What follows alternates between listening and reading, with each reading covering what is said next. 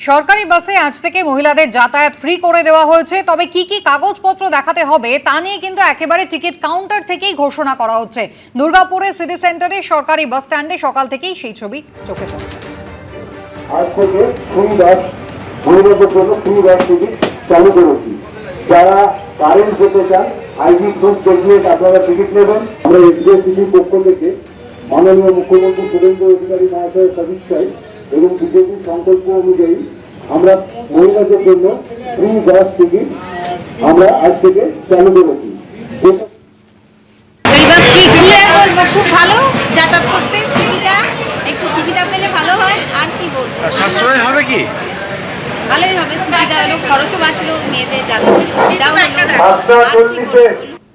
মহিলাদের জন্য বিনামূল্যে বাস পরিষেবা সহ সংকল্পপত্রে যা যা প্রতিশ্রুতি দেওয়া হয়েছে সমস্ত প্রতিশ্রুতি পূরণের লক্ষ্যেই কাজ চলছে। বাস কম রয়েছে, শীঘ্রই নতুন বাস কেনা হবে বললেন মন্ত্রী দিলীপ ঘোষ।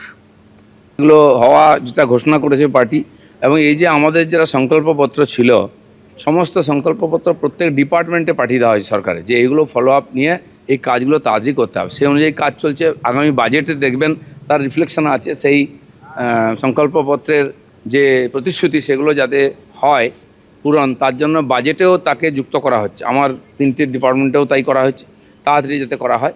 বাস তো চালু হয়ে যাবে, কিন্তু বাস কম আছে, সরকার বাস কেনার কথা ভেবেছে, খুব তাড়াতাড়ি নতুন বাসও আনা হবে। টিকিট দিল আপনার কন্ডাক্টর, কি করতে হবে?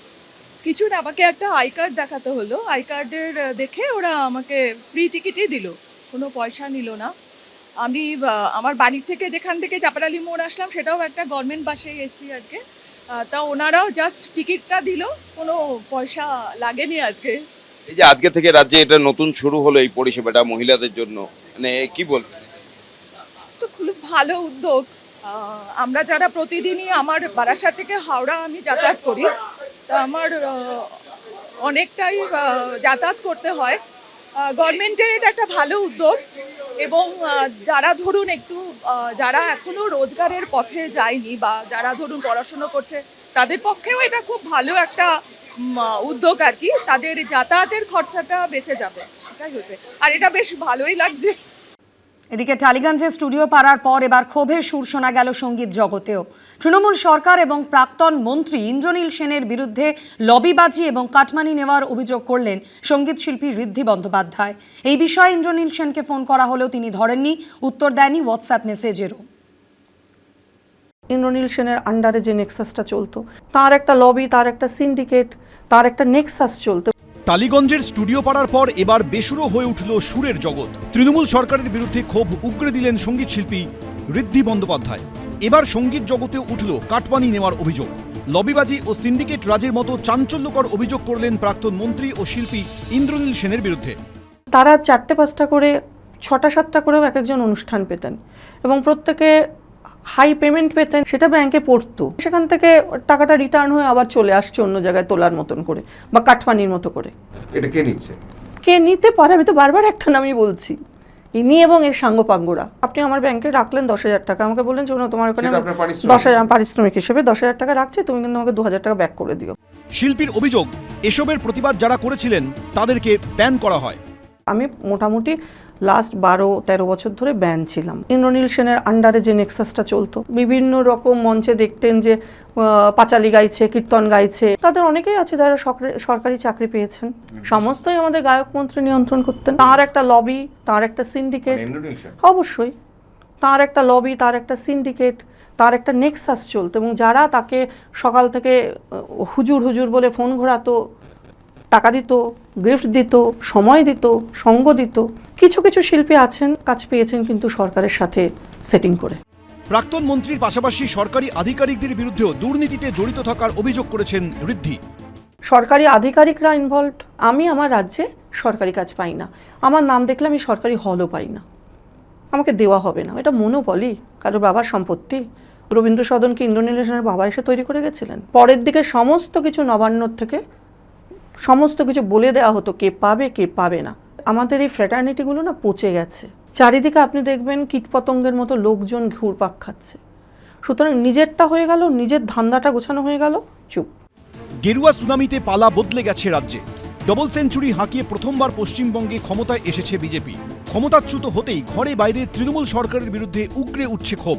এমনকি কদিন আগে তাৎপর্যপূর্ণ মন্তব্য করেছেন প্রাক্তন তথ্য সংস্কৃতি প্রতিমন্ত্রী ইন্দ্রনীল সেনও। এই মুহূর্তে যদি আমাকে চয়েস জিজ্ঞেস করেন, আজকের চয়েস যে সামনে এখন কোনো ভোট নেইও, তাই ওই ভোটে দাঁড়ানো নিয়ে আমি এই মুহূর্তে ভাবছি না। মানে ইলেকট্রাল পলিটিক্স এখন আর ইনভলভ হওয়ার কোনো মানে মানে ইচ্ছে নেই এই মুহূর্তে নেই। চৌঠামিও ভাবিনি আমি চন্দননগরে ওখান থেকে হারবো। ওখানকার মানুষ আমার থেকে হয়তো আরো বেশি কিছু এক্সপেক্ট করেছিলেন, আমি সেটা দিতে পারিনি, মানুষ তাই ভোট দেয়নি। সেই ইন্দ্রনীল সেনের বিরুদ্ধেই এখন চাঞ্চল্যকর অভিযোগ করছে শিল্পীদের একাংশ। টালিগঞ্জের স্টুডিও পাড়ায় যেমন ব্যান্ড রাজনীতি, শিল্পী ও শিল্পের উপর শাসকের শাসন থেকে একাধিপত্য চালানোর অভিযোগ উঠেছে তৃণমূলের বিশ্বাস ব্রাদার্সের বিরুদ্ধে। ঋদ্ধি বন্দ্যোপাধ্যায়ের অভিযোগ প্রসঙ্গে প্রাক্তন মন্ত্রী এবং সঙ্গীত শিল্পী ইন্দ্রনীল সেনকে ফোন করা হলেও তিনি ধরেননি, উত্তর দেননি হোয়াটসঅ্যাপ মেসেজের। কৃষ্ণেন্দু অধিকারী, এবিপি আনন্দ, কলকাতা। আর অন্যদিকে যাদবপুর স্টেশনে আপাতত হকার উচ্ছেদ অভিযান স্থগিত করা হলো। উচ্ছেদ অভিযান স্থগিত রাখতে শিয়ালদা ডিভিশনের ডিআরএম এর সঙ্গে আলোচনা করেন যাদবপুরের বিজেপি বিধায়ক। হকারদের সঙ্গেও তিনি কথা বলেন। কোন তৃণমূল নেতাকে টাকা দিয়ে কোন হকার বেআইনিভাবে স্টেশনে বসেছে সেই তালিকা তৈরি করার নির্দেশ দেন তিনি। যে 15 বছরে কোন নেতার পকেটে কত দিয়েছেন, তবে বসতে পেরেছেন, সেইটাও চিহ্নিত করবেন। একটা 3.5 মাস আগে একটা দোকান বসেছে, টাকার অ্যামাউন্টটা বলেনি আমাদের। পশ্চিমবঙ্গে বিজেপি সরকার ক্ষমতায় আসার পরই স্টেশনগুলি বেআইনি দখলদারদের থেকে মুক্ত করতে তৎপর হয়েছে রেল কর্তৃপক্ষ। হাওড়া এবং শিয়ালদার পর যাদবপুর স্টেশনেও বেআইনি দখলদারদের সরানোর উদ্যোগ নিয়েছিল রেল। মঙ্গলবারের মধ্যে স্টেশন চত্বর খালি করে দেওয়ার নোটিশও জারি করা হয়েছিল। আর এই পরিস্থিতিতে শিয়ালদা ডিভিশনের ডিআরএম রাজীব সাক্সেনার সঙ্গে বৈঠক করেন যাদবপুরের বিজেপি বিধায়ক। তারপর আপাতত বেআইনি দখলদার উচ্ছেদ অভিযান স্থগিত রাখার ঘোষণা করলেও কোন নেতা কত টাকা নিয়ে বেআইনিভাবে হকার বসিয়েছিলেন তাদের চিহ্নিত করতে কড়া বার্তা দিলেন সর্বরী মুখোপাধ্যায়।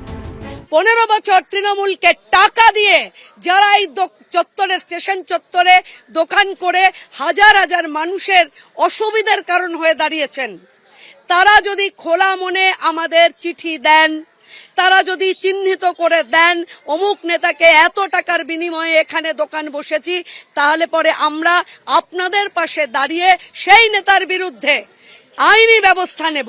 একটা 3.5 মাস আগে একটা দোকান বসেছে, তখন বলছে তারক চক্রবর্তীর রেফারেন্সে এসছি। সত্যি আর কি 104 নম্বর ওয়ার্ডের কাউন্সিলর, টাকার অ্যামাউন্টটা বলেনি আমাদের। এখন দিদি যেটা বলে গেল যে এবার চেস করে তোমরা ধরো, তার এগেনস্টে আমরা কেস করব, আমরা সেভাবেই তৈরি করে দিদির হাতে কাগজ পাঠাবো। আপাতত বেআইনি দখলদার উচ্ছেদ অভিযান স্থগিত হওয়ায় খুশি হকাররা। প্রথমেই যেটা আর্জি জানিয়েছিলাম যে এই যে 2 তারিখ থেকে খালি করো, এইটাকে আটকাতেই হবে। মানুষের পেটের ভাত, মানুষের রুটি রুজি, সেই বিষয়ে সংবেদনশীলতার সঙ্গে চিন্তা করতে হবে। ভারতীয় রেল আমাদের অত্যন্ত মানবিকভাবে আমাদের সমর্থন করেছেন, আপাতত স্থগিত করেছেন। আজকের মতন খুশির দিন আমাদের আসবে বলে ভাবিনি আমরা, কারণ এক সময় আমরা ভেবে নিয়েছিলাম যে আমাদের উঠে যেতেই হবে। নথিসহ যাদবপুর স্টেশনে হকারদের একটি তালিকা তৈরির নির্দেশ দিয়েছেন বিজেপি বিধায়ক। তবে যাদবপুরে 10টি ওয়ার্ডের বাসিন্দাদের অগ্রাধিকার দেওয়া হবে বলে এদিন স্পষ্ট করে দিয়েছেন সর্বরী মুখোপাধ্যায়। অরিত্রিক ভট্টাচার্যের রিপোর্ট, এবিপি আনন্দ, কলকাতা।